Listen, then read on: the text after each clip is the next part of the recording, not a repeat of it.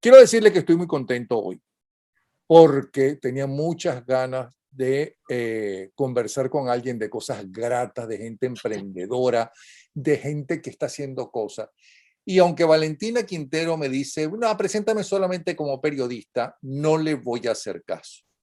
Tiene un historial hermosísimo y muy rico, es conductora de radio y televisión, escritora. Trabajó antes de la radio y la televisión nada menos que con una mujer extraordinaria que ha hecho tanto por este país como es Virginia Betancourt. Estuvo, creo, ¿cuántos años estuviste en la Biblioteca Nacional? 6. No, 8 años, Napoleón. 8 años en la Biblioteca Nacional con esa tremenda mujer. Se inició en el Manual de Ociosidades en el Nacional, nada menos, no en cualquier periódico. Entre otros programas que ha tenido en radio, está en todas partes, Cuentos de Caminos, nada menos que con Miguel Delgado Esteve, Guarandinga, nada menos que con Alonso Moleiro, es decir, ella sabe juntarse y tiene amigos de primera. Hizo un programa bellísimo en Radio Caracas Televisión llamado Bitácora, que le dio el 2 de oro, pero no solamente eso, ha ganado los 2 premios, los que eran los 2 premios más importantes del país, como es el Monseñor Pellín y el Premio Nacional de Periodismo. En 1996 lanzó por primera vez la famosa Guía de Valentina Quintero, que luego tuvo otras ediciones y otras actualizaciones. En el 2018 fue considerada por la BBC de Londres una de las 100 mujeres más influyentes de aquel año. Eso es alguna de las cosillas que ella solamente me dijo, no pongáis solamente periodista, preséntame como periodista. Esa es Valentina Quintero, siempre sonreída, de forma que cuando se molesta debe ser un demonio y debe salir corriendo el marido, la hija y todo el mundo de esa casa, porque eso suele suceder con la gente simpática que siempre está feliz, excepto cuando lo fastidia. Bueno, primero te agradezco porque creo que ya estás en el libro de Guinness, porque eres una de las pocas periodistas en el mundo que solamente da buenas noticias y nos presenta imágenes hermosas por décadas y décadas de Venezuela y gente emprendedora. Cuéntame qué está pasando en la Venezuela que tú promocionas. Aquí conviven dos realidades. Y si hay alguien que puede ser testigo de esas dos realidades, soy yo, porque recorro Venezuela con mucho juicio desde hace 35 años. Yo soy perfectamente consciente de la destrucción de Venezuela en cada uno de los rincones del país.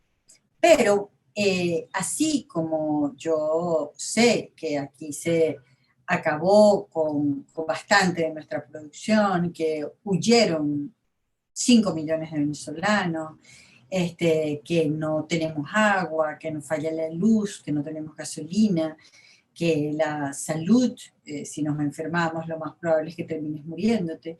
Así como yo sé todas esas cosas y sé también que vivimos bajo una dictadura atroz y criminal, también soy testigo de los cientos de miles de venezolanos que insisten en cualquier rincón y que lo están haciendo bien, lo están haciendo muy bien. Y en una oportunidad nosotros entrevistamos a un, ya te voy a decir, a un señor que fue el que hizo la imagen, la marca País Colombia, donde lo peor es que te quieras quedar, o sea, el único peligro es que te quieras quedar. Y en ese momento nosotros participamos, José Pablo Arango, publicista colombiano, en ese momento participamos juntos en un evento que era de Marca País, donde estaba él, estaba Sumito Esteves y estaba yo. Y José Pablo Arango decía que nosotros debíamos enfocarnos para trabajar una marca país, enfocarnos en las bondades de ese país, bondades que sean ciertas y que conviven efectivamente con tanta penuria y con tanto dolor y con tanta destrucción. Y fue como que si se me prendieran 45.000 bombillos, porque yo dije, bueno, eso es lo que hemos venido haciendo durante estos 35 años, incluso cuando Venezuela estaba en mejores momentos de lo que está ahora. ¿Por qué no vamos a describirnos con las bondades que tenemos, Napoleón? ¿Por qué no vamos, y que no sea solamente la geografía, que fue un regalo de Dios, sino que sea también de los venezolanos? Mira, yo acabo de estar ahorita en una travesía cruzando el Parque Nacional Sierra Nevada, desde Santa María de Canaguá, en Barinas, hasta Gaviria, en Mérida.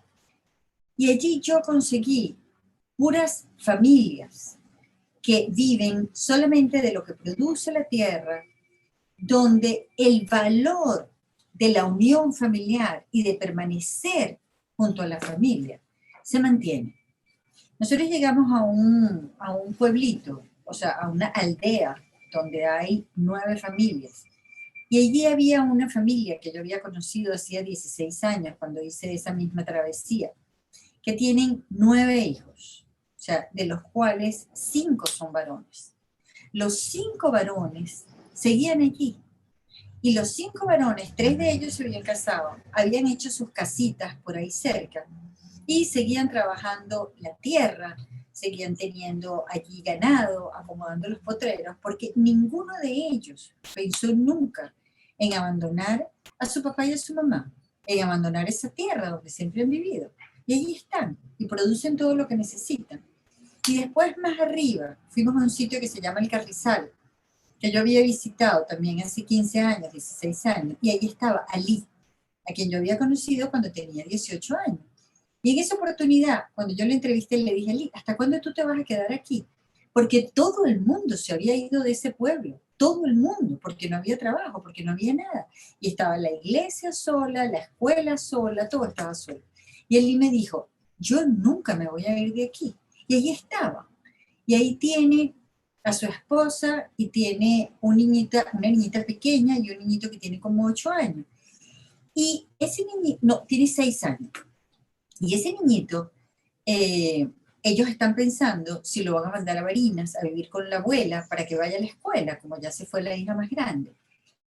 Y resulta, Napoleón, que cuando nosotros llegamos a Gavidia, nos enteramos que la maestra de Gavidia, que tiene que caminar 2 horas, entre ellas 8 horas, tiene que caminar 2 días, perdón, y de esos días es todo el tiempo subiendo el páramo y después 8 horas para cruzar la selva nublada, fue a revisarle las tareas a Edward, que así se llama, y a llevarle más tareas. Y el papá de Edward, Ali, va otras veces hasta Gavidia a recoger los cuadernos, a recoger las tareas y a llevar las tareas que ha hecho Edward. Y él le dijo a la maestra, mi papá y mi mamá me quieren matar, porque si mi papá y mi mamá me sacan del Carrizal, yo me voy a morir, yo no me quiero ir a Barinas. Entonces tú te consigues unos valores y una resistencia que están en muchísimos rincones del país. Y es gente que tiene un profundo sentido de arraigo y que aún con todas las penurias siente que no hay otro lugar en el mundo donde ellos quieran estar que no sea exactamente ese donde están. Entonces yo decidí que esas son las historias que yo voy a contar. Porque además, Napoleón, yo siento que tengo una vida absolutamente privilegiada que me permite seguir aquí en Venezuela y encontrándome todo el tiempo en cada viaje, en cada recorrido que lo sigo haciendo, viendo a ver cómo conseguimos la gasolina, saliendo en las semanas que son flexibles, teniendo un salvoconducto que procuramos que funcione porque no es sino un carnet de prensa y ahí nos quedamos a cotorras con la guardia cuando nos paran, para seguir contando estas historias. Entonces esa es la Venezuela que yo veo, pero veo también la otra, porque yo tampoco soy ciega, ni tarada, ni bruta. Y por eso es que fijo siempre posición sobre que nosotros tenemos que resolver otra clase de gobierno. Y mientras tanto, seguimos aquí en una actitud de resistencia activa, haciendo lo que tenemos que hacer. Ahora bien, si el trabajo tuyo antes de toda esta terrible crisis era importante para mostrarnos los valores que tiene el país regados a lo largo y ancho de su territorio, ahora más que nunca tiene un gran valor para no acabar con Venezuela. Esa es la gente que no va a permitir que Venezuela desaparezca, ni la historia ni las tradiciones del país. No es que estoy sobrevalorando la historia, hay que vivir el presente y trabajar para el futuro, pero sin historia no, no puedes hacer futuro. Eso por un lado. Pero además escuché una participación tuya en Margarita Hermosísima con emprendedores en las ciudades también, porque a pesar de todos los problemas de las ciudades que se han agravado año tras año y que lleva décadas, ¿no?, esta crisis, hay gente que trabaja, hay gente que tiene futuro, hay gente que piensa y que tiene esperanza. ¿Qué gente es esa? Háblanos de ella. Mira, nosotros vamos el lunes para Carigua. Yo estaba revisando una guía mía del año 1996, donde yo decía que en Portuguesa, aparte de ser el granero de Venezuela, para ese momento no había mayor cosa. Nosotros vamos a ir ahorita a Carigua y tenemos un programa tan pero tan completo con todo lo que ocurre. Y te voy a poner el ejemplo de una sola finca. Allí hay una finca que se llama Camburito. Esta es una familia, Julio Bustamante. Julio fue cineasta en algún momento, pero siempre su familia tuvo esa finca. Tuvo sus hijos allí. Y Julio decidió hacer de esa finca algo, o sea, es como un trabajo bien completo para la familia, ¿no? Entonces, lo primero que hizo fue crear un campamento para niños, el campamento La Llanada. Ese campamento, que empezó en Acarigua, tiene ahora una sede en Florida, tiene una sede en Texas, en Houston, tiene una sede en España. Hizo una escuela allí para los niños para los niños de Acarigua, los niños de Acarigua Araure. Esa escuela, en este momento, cuando es tan difícil la educación, porque todo tiene que ser a distancia, ellos se empeñaron en una escuela muy abierta, está dentro de la finca, no hay ventanas, sino son como puros espacios abiertos, con unos ventiladores, es un sitio hermosísimo. Y ellos pusieron un internet muy poderoso, y todos los días del mundo las maestras van para la escuela a las 7 de la mañana a dictar clases por internet para que todos los niños de Acarigua, Araure, que están en la escuela, puedan sentir que están en su salón de clases recibiendo sus clases. Pero eso no es todo, sino que la hija de él, Elisa, que estudió aquí en Caracas, estudió en la Metropolitana, estudió administración, ella dijo, yo me voy para la finca, y ellos tienen búfalas, y ella dijo, bueno, ¿cómo puedo hacer yo, aplicando una nueva tecnología con las búfalas, para que ellas produzcan más leche? Y la nueva tecnología de Napoleón es que les hizo un techo para que estuvieran en la sombra, les puso música, y duplicó la cantidad de leche que produce cada búfala. Y además, su marido, José Ignacio, junto con Julio, montaron una granja de cerdos tan pero tan tecnológica que tú te tienes que desinfectar más que con el COVID para poder entrar a la granja. Y en esta granja está corriendo el agua todo el tiempo de los desechos de los cerdos para ir a un tanque, una planta de tratamiento, para que todo eso que sale de allí sirva para abonar la tierra y el agua sirva para el riego. Y cuando se empezó a jugar team penning allá, se empezó a practicar el team penning, que es un juego con caballos, que es como un rodeo para meter unas terneras y tal, ellos entonces resolvieron hacer un centro ecuestre. Y en ese centro ecuestre, que lo empezaron hace apenas 2 años, ya tienen hospedados a 45 caballos, da clases el campeón nacional de team penning, y además hacen equinoterapia en ese mismo sitio. Y esto ocurre solamente en una finca. Y además tiene el centro de desposte para que toda la carne que producen con las búfalas y que producen con los cerdos, y además el queso, ellos mismos lo procesan allí, lo empacan al vacío y lo mandan a toda Venezuela. Y eso ocurre en un sitio. Allá además hay un muchacho de Taiwán, que la familia se vino hace muchísimos años, y montaron un spa. Y este muchacho, que se llama Daniel Wang, que es un tipo fantástico, montó un restaurancito ahí en el spa y él quería hacer el pan, porque él decidió que el pan que hacían allá no le servía para los sándwiches que él quería lograr. Y le dijo a la mamá que por qué no hacían pan. Y la señora se fue un momentico para Taiwán, un mes, a aprender a hacer pan. Y cuando llegó, traía unas recetas que eran, por supuesto, con una harina alemana, con unas cosas complicadísimas, las adaptaron todas y ahora tiene una fábrica de pan y produce pan de sándwiches para toda Carigua. Y es una maravilla, y tiene de 4 cereales, de 8 cereales, tiene integral, tiene blanco, tiene no sé qué, y en eso lo convirtió. Y después hay un muchacho ya jovencito que quiere trabajar con turismo y está organizando paseos a varias, o sea, a unas pozas y a unos jacuzzi y al Chorro San Miguel y no sé qué. Y yo le llamé en estos días para, bueno, porque sabía que existía y tal.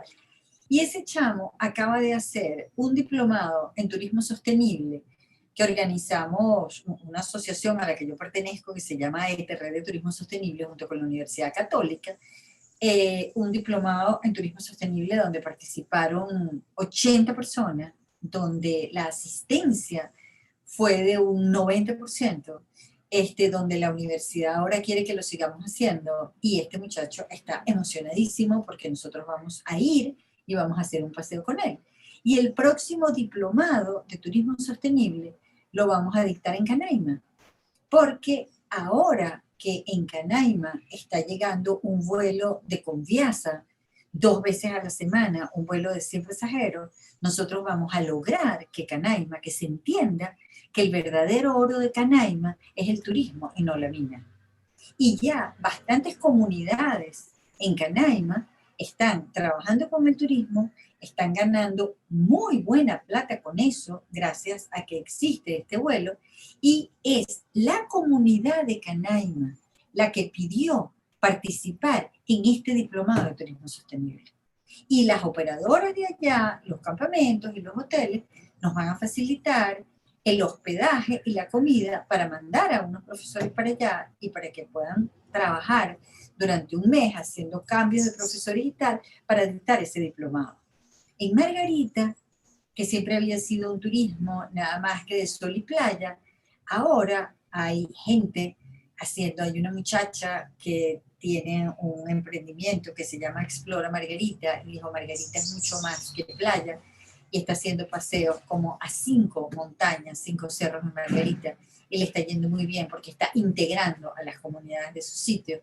Hay gente trabajando, hay una gente que hizo una posadita en Cubagua, y es una posadita que solamente tiene 3 habitaciones, están trabajando con los pescadores, y tienen una plántica desalinizadora, que era la plántica desalinizadora de un velero, hicieron su tanque y después tienen la energía solar. Entonces, te digo, todo el tiempo estamos consiguiendo esas historias, Napoleón. Y son cosas pequeñas, hay otras que son más grandes. Hay, por ejemplo, un muchacho en Margarita que está trabajando con un muchacho en Margarita que allá había una fruta que se llama la fruta del dragón. Eh, ya te voy a decir, o sea, y esta era una fruta que la hubo en Margarita y que se cultivó durante muchísimos años. Y esa fruta se perdió y es la segunda fruta más exótica del mundo. Y Julio decidió que él la iba a rescatar, pero no es que la va a rescatar de que va a sembrar 5 maticas, es que consiguió unas plantas en Margarita, sembró los esquejes, que eso, o sea, eso se siembra como por palitos y las van amarrando para que vaya a otro sitio, ¿sabes? Para que se sostenga, y está sembrando 100.000 matas, Napoleón. ¿En qué parte de Margarita? Eso está en Santa Ana del Norte. Nosotros acabamos de estar en la plantación. Y quien se está ocupando de eso es su hijo, que tiene 20 años. Y el muchachito se ha vuelto un duro en todo lo que significa esta planta y en cómo se siembra y en cómo se produce y en todo lo que se puede hacer con ella y lo que se hace con la pulpa, y está fajado sembrando. Y además Julio también tiene varias haciendas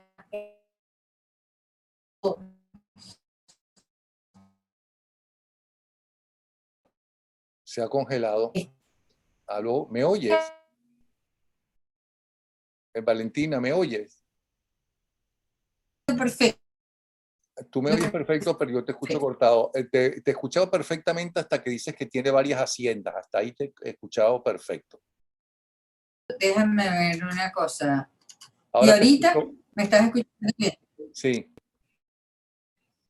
Dice que me parece raro que la conexión está, que puse un dato atómico aquí. Es que ese es el problema de las conversaciones con algunos países, especialmente con Venezuela. Pero bueno, no te escucho ahora y estás congelada. Quiero decir que estamos conversando o estamos escuchando a Valentina Quintero, que es una mujer maravillosa, que nos ha regalado lo más hermoso de Venezuela. Ha oído, no sé qué debe ser que va a revisar porque está congelado, pero en este momento se está moviendo la imagen. Porque queríamos hacerle también, todo esto viene porque estaba escuchando una participación en Margarita, justamente en un seminario de Valentina, donde habla justamente de toda esta gente que está haciendo país. Y ahora, Ahora te escucho perfecto y te veo perfecto. perfecto, dale, perfecto, chévere. Estás hablando de alguien que tiene varias haciendas o algo de eso, ¿te entendí? Sí, sí, Julio, allá, lo que pasa es que, bueno, sabes que siempre me enredo a veces con los apellidos, pero él tiene muchísimos años trabajando allá, y Julio Requena.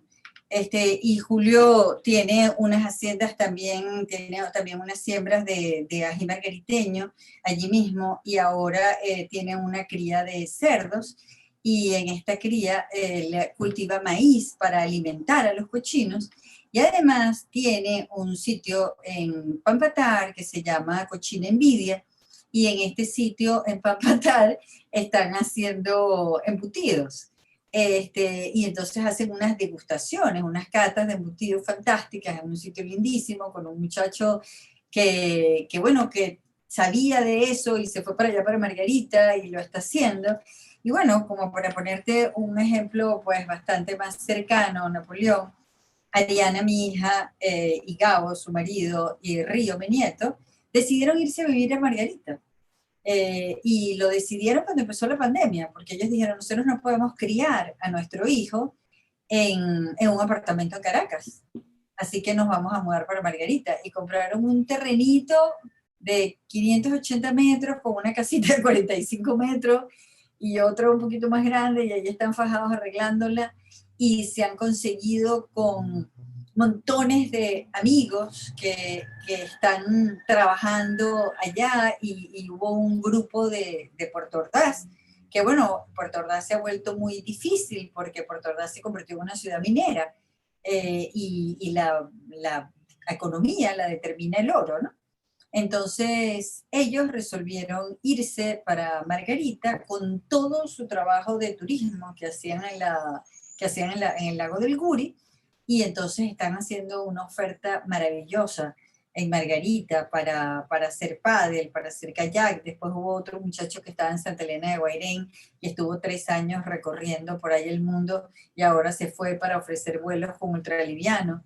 Entonces, hay mucha gente que tiene como un enorme entusiasmo con Margarita, y aun cuando sabemos bueno, que hay ese drama del agua en Margarita, que a veces hay esos problemas de luz, que ahora hay problemas con la gasolina, que no hay interconexión aérea, que los ferries se hundieron, pero hay un grupo de empresarios que tienen una propuesta muy concreta para resolver el agua, para resolver la luz, para resolver las comunicaciones. O sea que ahí nadie se detiene, y tú lo sientes. O sea, cuando nosotros estuvimos en Carnaval hubo mucha gente, y bueno, y después en Semana Santa pues se puso radical, y sabemos que hay esta pandemia, pero yo nunca me siento pesimista, porque, porque son muchas las historias que consigo, y a veces en una misma semana, cada día es una cosa distinta, ¿no? Incluso aquí en Caracas. Yo sé que no te va a gustar lo que te voy a pedir, porque es comprometerse por la cantidad de gente hermosa que has conocido y que nos has presentado a los venezolanos. Pero siempre hay alguien muy especial que te conmueve, ¿ok? De todas estas historias que por tantos años has conocido, ¿hay alguna en especial que te haya conmovido, pero mucho? Que pueda decir, mira, me conmovió por esto y esto y esto, y estaba haciendo esto, no sé. Hay muchas, pero te voy a contar una que es la de Ricardo Freites. Ricardo tuvo que salir de PDVSA cuando salió tanta gente de PDVSA, ¿no? Y su papá siempre había tenido un hato por Corozopando, eso queda en Guárico, cerca entre Calabozo y San Fernando de Apure. Y Ricardo se fue para allá y dijo, bueno, yo voy a trabajar el hato.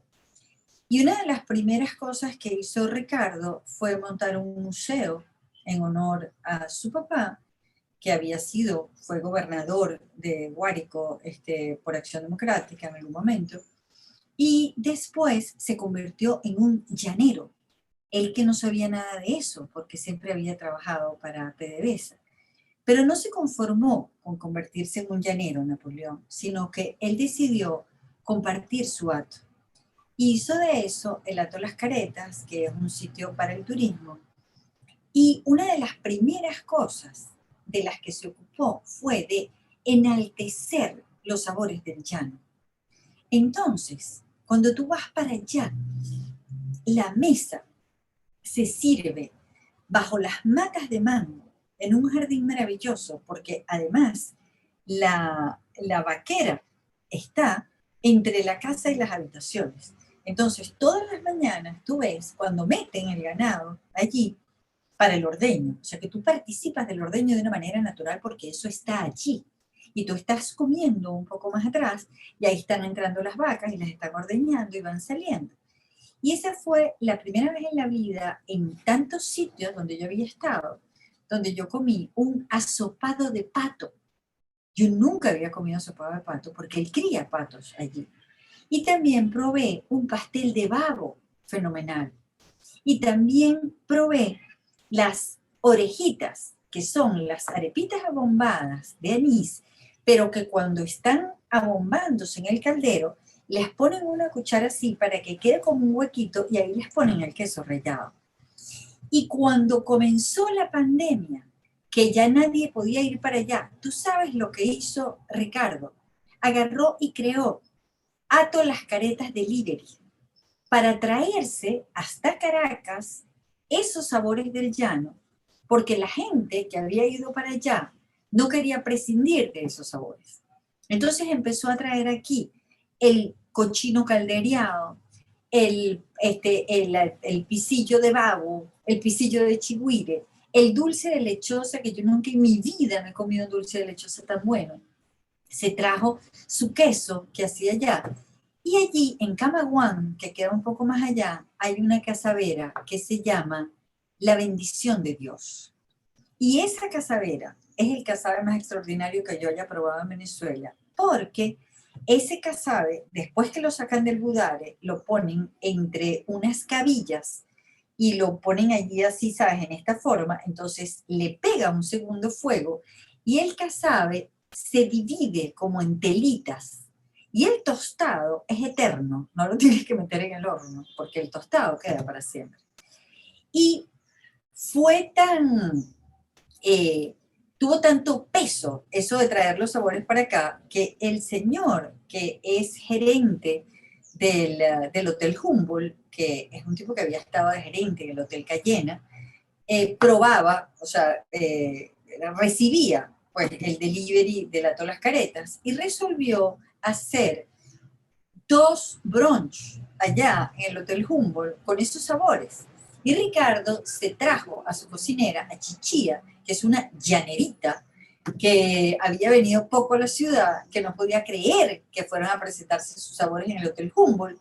Y allí se puso de acuerdo con José Egidio Rodríguez, que es un muy buen cocinero cumanés, que es además el cocinero de la Embajada de Francia, y José Egidio, con todos esos productos que le habían traído del llano, y en equipo con Chichía, que lo acompañó también en aquella cocina, sirvieron esos sabores del llano en el Hotel Humboldt. Y a mí eso me cautiva porque pienso que Ricardo ha hecho de su hato, de la memoria a su papá, del llano venezolano, o sea, como un templo para aprovecharlo, bueno, imagínate tú, Napoleón, que en la época en que los esteros de Camaguán están inundados, se puede navegar. Entonces, él hace un paseo, que es que tú te levantas a las 4:30 de la mañana para agarrar un carro para irte hasta Camaguán y allí te montas en una lanchita para ir a navegar por el río La Portuguesa. Ves las toninas en el río La Portuguesa y cuando llegas al estero está amaneciendo, 5:30 de la mañana, y están todas las aves que tú te puedas soñar despertándose allí en los esteros de Camaguán. Entonces tú ves a las corocoras y ves a todas las garzas y ves al garzón soldado, todas las aves están allí amaneciendo, meneando las alas, y en ese momento él abre una cava y le da a cada quien un plato de peltre donde hay caraotas, donde hay bollitos aliñados de chicharrón, donde hay pisillo de chigüire, donde hay huevos de pato que lo frieron tempranito en la mañana, un jugo de piña que sacaron allí, un café recién colado, una nata que hicieron también en el hato, y tú desayunas allí mientras todas las aves están saliendo a buscar la comida para sus hijos. Y es un momento memorable, es una experiencia y un instante que se te queda para siempre allí, porque claro, es un tipo que tiene una formación de viajes, de buen gusto, bueno, y sabe cuáles son las bondades de ese llano nuestro, y entonces las explota de esa forma para que todo el que vaya para allá alguna vez quede prendado del llano y lo aprecie y lo valore para siempre, pues. Valentina, ¿y hay algún rincón de Venezuela al cual tú no has podido ir por alguna razón? Bueno, fíjate tú que siempre hay sitios, ¿no? O sea, a los que ha sido complicado ir o de repente siempre hay como novedades. Por ejemplo, aquí mismo en Caracas hay un bosque que se llama el Bosque de la Virgen. El Bosque de la Virgen está en el sur. Yo no sé si tú llegaste a conocer los jardines Topotepuy. Esos eran. Sí, sí. Ok, bueno, de los jardines Topotepuy, en la parte de atrás de los jardines está ese bosque, ¿no? Que no Y conocía, por cierto, no sabía ni siquiera que existía. bueno, ese es un bosque que está ahí en el volcán y que sigue y es lo que permite hacer un cordón vegetal para la ciudad de Caracas para este clima, ¿no? O sea, para que tengamos este clima tan privilegiado. En algún momento se pensó en urbanizar ese bosque, pero Carlos Andrés Pérez, durante su gobierno, el segundo gobierno creo que fue, lo decretó como un área protegida. Entonces, ahorita los vecinos del volcán y de los Guayabitos y de Oripoto decidieron hacer un sendero que son 5 kilómetros que recorres caminando, y la idea es que los caraqueños sepan y aprecien el valor de ese bosque, pero la travesía empieza sirviendo un desayuno en Topotepuy, un desayuno súper especial, delicadísimo, que hace el equipo de María Fernanda de Jacob, y después que haces todo ese sendero en el que te pasan unas 3 horas y que es una selva nublada, Napoleón, una selva nublada con unos árboles altísimos, altísimos, y ese recorrido lo hace con Alberto Blanco, que es un intérprete de la naturaleza y que te va explicando toda la vegetación de esa zona y las bondades de ese bosque. Y cuando llegas a Samambaya, que es la casa de Gonzalo Denis, que es la casa de los Bultos, donde se crearon los Bultos, cuando llegas allí hay una plantación de cacao, porque Gonzalo, junto con María Fernanda de Jacobe, resolvieron rescatar el cacao Caracas. Entonces hicieron una plantación de cacao en plena ciudad, en Oripoto. Ahí está la plantación de cacao. Y cuando llegas a San Maya, ahí te sirven un almuerzo que tiene que ver con los sabores de Paria, porque, bueno, porque Gonzalo tiene en Paria el campamento Playa de Uva, y allí están esos sabores, ¿sabes? Y terminas con ese almuerzo, y todo el que ha ido, o sea, han hecho el paseo, empezaron haciéndolo, fuimos nosotros, y lo mencionamos, pues, y lo han estado haciendo hasta 2 y 3 veces a la semana, porque todo el mundo quiere ir al paseo, Napoleón. Pero ¿y Porque por qué tú nadie dices, puede imaginarse que está en Caracas. y por qué tú no has podido ir? No, ya yo fui, Ah, claro, yo no, fui. porque la pregunta era ¿qué rincón no has podido conocer del país? Bueno, esto no lo conocía y fui hace 2 semanas, hace 3 semanas. Hay un sitio que a mí me encantaría ir, que es subir a la cima de la Ollantaytambo. Eso yo no lo he podido hacer y En cambio, yo ese, sí, en fíjate, pero fuiste 24 horas. caminando. ¿Ah? Ah, claro, Ah, no, pero en fuiste en helicóptero. helicóptero, Caminando yo soy muy flojo. Fui en helicóptero, inclusive estuve, eh, recorrimos el Santo del donde cae el Ángel salto. hacia arriba y hacia abajo y estuve arriba del todo parado, de pie allí. ¿Ok? Pero mira, Claro, lo que pasa es que yo me pongo intensa y yo lo quiero hacer caminando. no. Ahí sí es verdad que no te envidio. Ahora, en esos tepuyes es impresionante porque las rocas parecen esculturas. Sí, Es otro yo mundo estuve, realmente. sí, nosotros estuvimos en el Roraima y estuvimos en el Cuquenán. Ujú. Y sí, eso es un universo que de verdad tú entiendes que si ahí se apareciera un dinosaurio o un platillo volador, tú lo recibirías con la mayor naturalidad, Sí. porque es como lógico que pase cualquier cosa allí, ¿no? O sea, Otra nada te cosa, sorprendería. de todos los rincones que has conocido en Venezuela, ¿hay alguno en especial que sueles recordar, que sueles recordar mucho? Sí, mira, nosotros hicimos un viaje hace como 15 años quizás, al Alto Orinoco.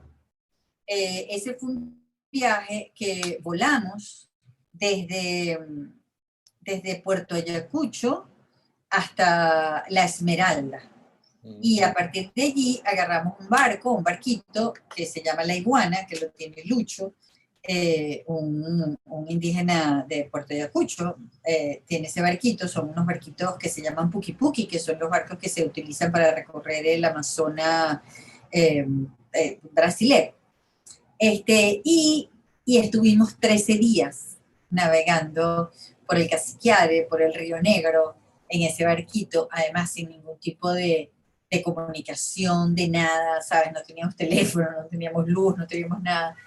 Y fue la primera vez que yo fui a una comunidad Yanomami, pero sobre todo, por lo que más lo recuerdo, es porque ese es ahora un viaje imposible de hacer, porque nadie puede ir al Alto Orinoco, ¿no? Es una cosa que está en control de la dictadura y es una cosa inexplicable y nadie sabe qué es lo que pasa. Entonces yo siento que ese es un viaje que ya no se puede hacer y que además me habla de un país donde convivíamos. Fíjate tú, Napoleón, que cuando nosotros hicimos ese viaje, a nosotros nos llevó hasta La Esmeralda la Guardia Nacional. O sea, nos prestaron el avión para llevarnos, porque cuando nosotros hacíamos bitácora, bueno, tú sabes los esfuerzos que se hacían. Ese era un programa que podía ser sumamente costoso y no había manera de correr con esos gastos. Y la Guardia Nacional, para ese momento, 2005, se convirtió, era como el mejor aliado que nosotros teníamos en todo el país. O sea, de protegernos, de trasladarnos, de, de verdad de apoyarnos en todo lo que se nos ocurría. Y en ese momento nos llevaron hasta la Esmeralda, y no solamente nos llevaron hasta la Esmeralda, sino que después nos mandaron a buscar a San Carlos de Río Negro. Y cuando llegamos a San Carlos de Río Negro, yo quería llegar hasta la Piedra del Cocuy, y no lo podíamos hacer en la lancha que teníamos, en la lanchita, porque nos íbamos a demorar como todo un día. Y ellos tenían ahí unas lanchas que se llamaban pirañas, que lo podían hacer como en 1 hora.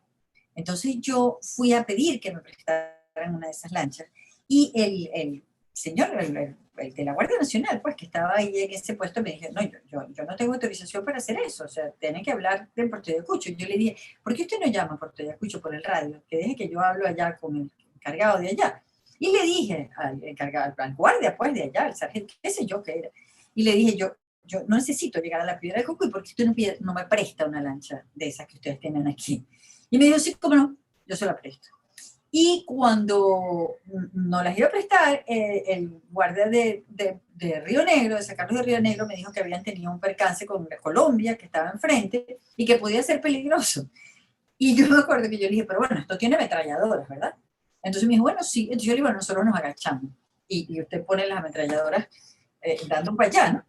Entonces nos montamos en la lancha, en la piraña, y llegamos hasta el puesto de la Piedra del Cocuy. Y cuando llegamos allá, yo dije, bueno, pero yo tengo que tocar la piedra, ¿sabes? No solamente verla, la tengo que tocar. Entonces me dijo, bueno, déjeme ver. Y me prestaron una lanchita pequeñita y me mandaron con unos guardias a meternos por un cañito entre la selva, que nos empujamos entre los árboles así, para que yo tocara la Piedra del Cocuy.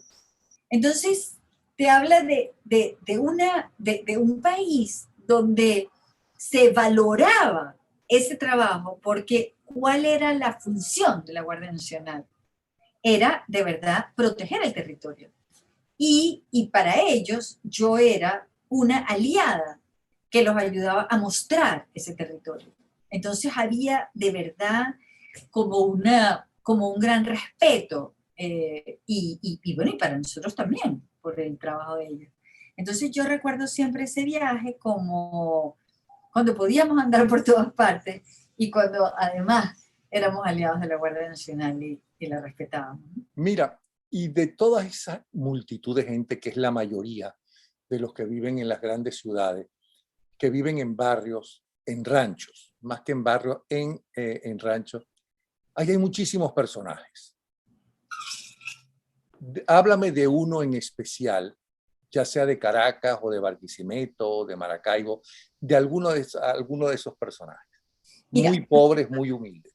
pero fíjate, te voy a contar de una experiencia que tuvimos hace poco en San Agustín, en el barrio San Agustín, el año pasado.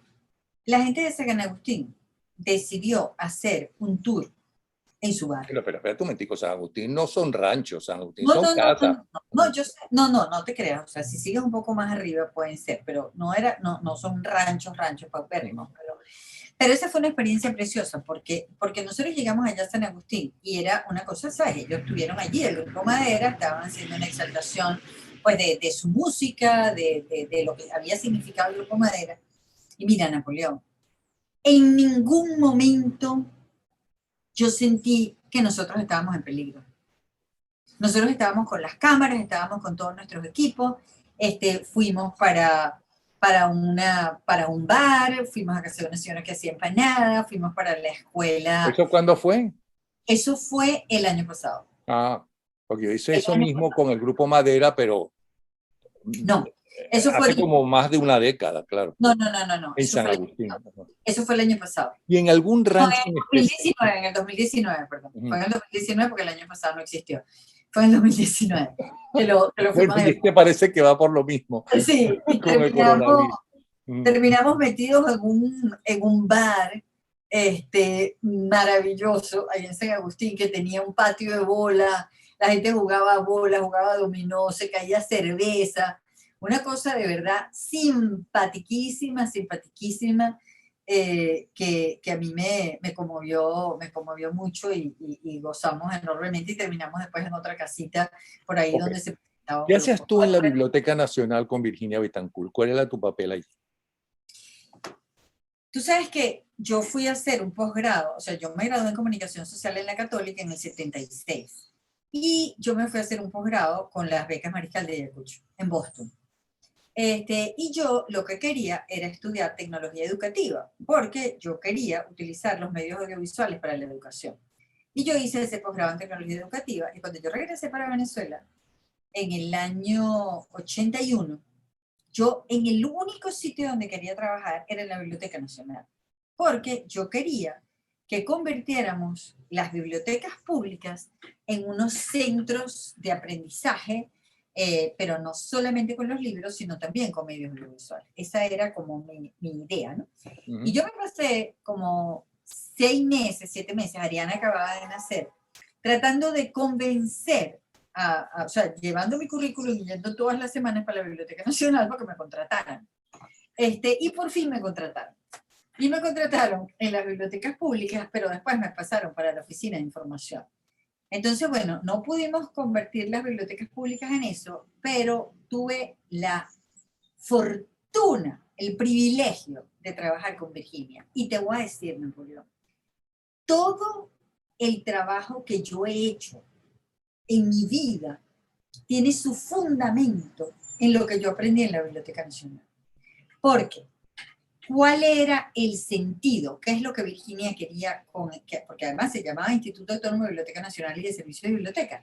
Era el acceso a la información para la toma de decisiones, la democratización de la información, para que la gente tuviera herramientas para tomar decisiones. O sea, ese era el auténtico, el verdadero fundamento de todo ese trabajo. Y cuando yo salí de allí, ¿qué es lo que, en qué se convirtió el trabajo? Mira, en darle información a la gente para que tomara decisiones de a dónde podía ir y qué podía hacer por toda Venezuela. Y que además fuera una información confiable, objetiva, creíble, o sea, que tuviera fundamento. O sea, porque todo lo que siempre dijimos mientras estábamos haciendo el manual de sociedades, era porque lo conocíamos, ¿no? Y también aprendí que cuando tú haces un trabajo, tienes que fijarte un objetivo que sea de verdad de peso, un objetivo que tenga sentido. El objetivo no puede ser nunca ni el dinero ni la fama. Eso llegará, qué sé yo, pero el objetivo tiene que ser una cosa como de peso. Y en la Biblioteca Nacional era ese, la toma de decisiones, la democratización de la información. Y yo dije, ¿cuál es el mío? Y era crear sentido de arraigo. Y el sentido de arraigo para mí se obtenía con la geografía. O sea, y con conocer a la gente. Yo decía, en la medida que tú conozcas Venezuela, que tú sepas todo lo que ocurre en cualquier parte del país, a ti te va a importar Venezuela. Tú la vas a querer, la vas a defender, la vas a proteger. Y ese fue siempre el objetivo y nunca nos hemos salido de ahí. Ese ha sido el trabajo de 35 años. Virginia Betancur es una mujer admirable que yo Total. quiero muchísimo, pero muchísimo.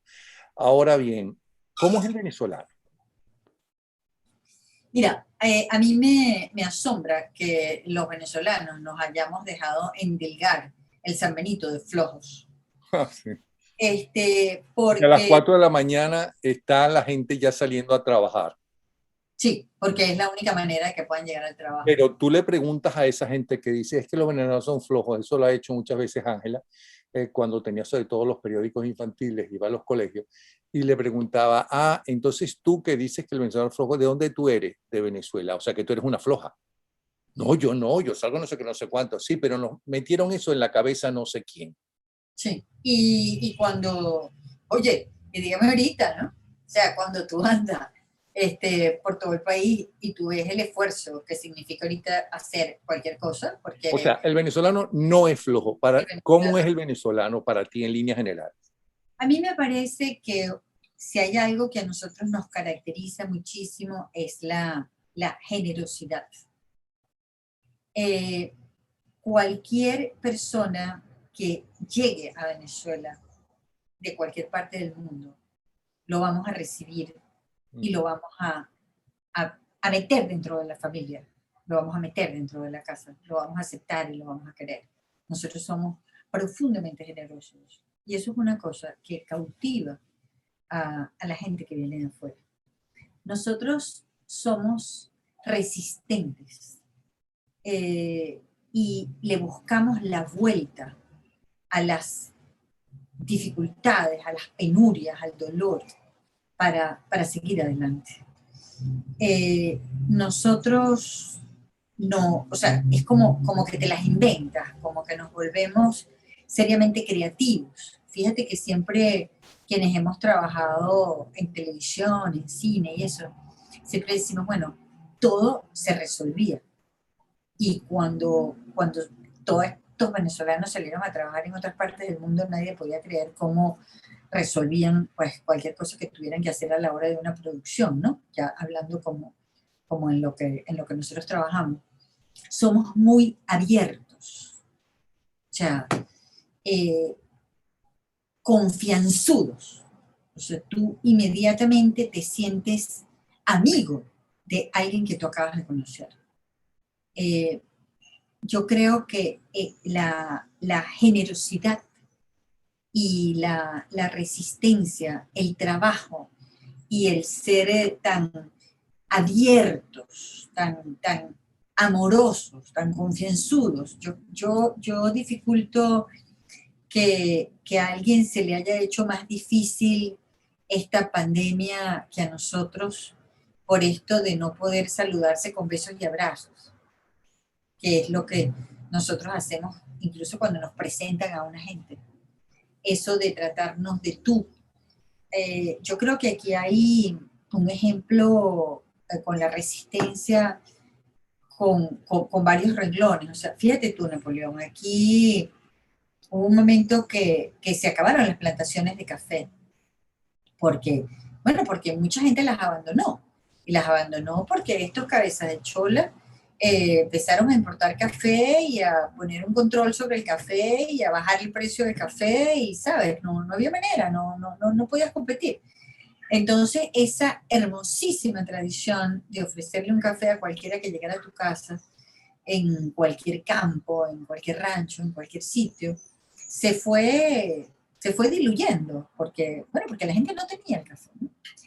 Y ahorita tú ves cómo se están recuperando montones de plantaciones de café, cómo la gente está volviendo a sus campos. Y hace poco yo estuve por aquí mismo, por Tejería, no, ni siquiera Tejería, por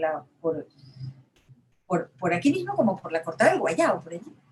Y había una gente que estaba cultivando café y estaban haciendo unos injertos para que las matas produjeran muchísimo, pero muchísimo más, o sea, metiéndole tecnología. Y yo decía, yo no hubiera pensado nunca que esta era una zona de café. Y bueno, y Portuguesa, que nunca había sido un estado mayor productor de café, es ahora el mayor productor de café del país, en esas zonas de Guayabital y de Biscocuy. Ahora bien, en estos casi 2 décadas, eh, los jóvenes que se han nacido a lo largo de estas casi 2 décadas, en medio de sembrar el odio y la división de los venezolanos, de querer hacer desaparecer la historia y cambiarla, y con el hambre, la dificultad, la pérdida del trabajo, ¿el venezolano ha perdido esa cosa esencial o todavía se mantiene? Y los nuevos venezolanos, los jóvenes, son diferentes a los jóvenes que nosotros fuimos y los anteriores a nosotros y los posteriores a nosotros. Mira, Napoleón, yo siento que quienes han crecido en esta dictadura y con este odio que se ha sembrado, evidentemente ahí hay un trabajo que va a ser, que va a ser fuerte, que va a ser complicado y que hay que atenderlo. Sin embargo, mi percepción, por lo que veo cuando andamos por ahí, sobre todo en el interior, que es como por donde más andamos, es que hay cada vez más conciencia de que esto no es, de que esto no funciona, de que esto no es lo que la gente quiere. Esa es mi percepción.